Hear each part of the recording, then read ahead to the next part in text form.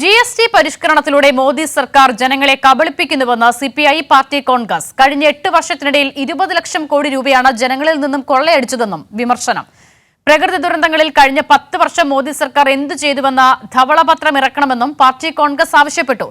അതേസമയം ഇന്ത്യ മുന്നണിയുടെ ഭാഗമായി നിൽക്കുമ്പോഴും സ്വയം ശക്തിപ്പെടണമെന്ന നിർദ്ദേശവും പാർട്ടി കോൺഗ്രസിൽ ഉയർന്നു വന്നിട്ടുണ്ട്. പാലസ്തീൻ ക്യൂബ ഐക്യദാർഢ്യ പ്രമേയങ്ങൾ കൂടാതെ 4 പ്രമേയങ്ങളാണ് പാർട്ടി കോൺഗ്രസിൽ ഇതുവരെ പാസാക്കിയത്. GST പരിഷ്കരണത്തിലൂടെ മോദി സർക്കാർ നടത്തിയ വലിയ കൊള്ള തന്നെയാണ് വ്യക്തമാകുന്നത്. വില കുറയുമെന്ന് അവകാശപ്പെടുമ്പോൾ കഴിഞ്ഞ 8 വർഷം നികുതി ഇനത്തിൽ 20 ലക്ഷം കോടിയാണ് മോദി സർക്കാർ ജനങ്ങളിൽ നിന്ന് പിഴിഞ്ഞെടുത്തതെന്നും ജനങ്ങളെ കബളിപ്പിക്കുന്നുവെന്നും പാർട്ടി കോൺഗ്രസ് വിമർശിച്ചു.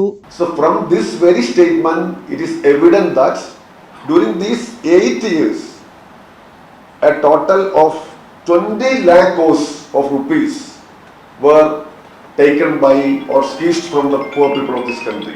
Second, reforms will not going to create any substantial impacts. That is another jumla by the Modi government. പ്രകൃതി ദുരന്തങ്ങളിൽ കഴിഞ്ഞ 10 വർഷം മോദി സർക്കാർ എന്താണ് ചെയ്തതെന്ന ധവളപത്രം ഇറക്കണമെന്നും പ്രമേയത്തിലൂടെ ആവശ്യപ്പെട്ടു. A white paper must be published stating the details and action taken by the union government during these 10 years related to natural calamities. ഇതിനു പുറമെ ഇടതു പാർട്ടികളുടെ ഐക്യം വർദ്ധിപ്പിച്ച് ശക്തി കൂട്ടുക ഉൾപ്പെടെയുള്ള കാര്യങ്ങളും ചർച്ചയാകുന്നുണ്ട്. പ്രായപരിധിയുടെ കാര്യത്തിൽ പല ചർച്ചകൾ ഉണ്ടാകുമെന്ന് P. സന്തോഷ് കുമാർ കൂട്ടിച്ചേർത്തു. മാധ്യമങ്ങൾക്ക് പല ചർച്ചകളും നടത്താമെന്നും പറഞ്ഞ സന്തോഷ് കുമാർ പാർട്ടി ഭരണഘടനയുടെ അടിസ്ഥാനത്തിലാണ് തീരുമാനങ്ങൾ എടുക്കുകയെന്നും വ്യക്തമാക്കി.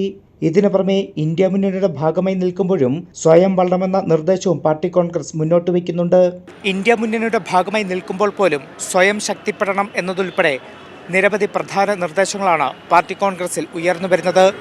ചണ്ഡീഗഡിലെ സമ്മേളന നഗരിയിൽ നിന്നും ക്യാമറമാൻ കിരൺ രാജിനൊപ്പം വിഷ്ണു തലവൂർ.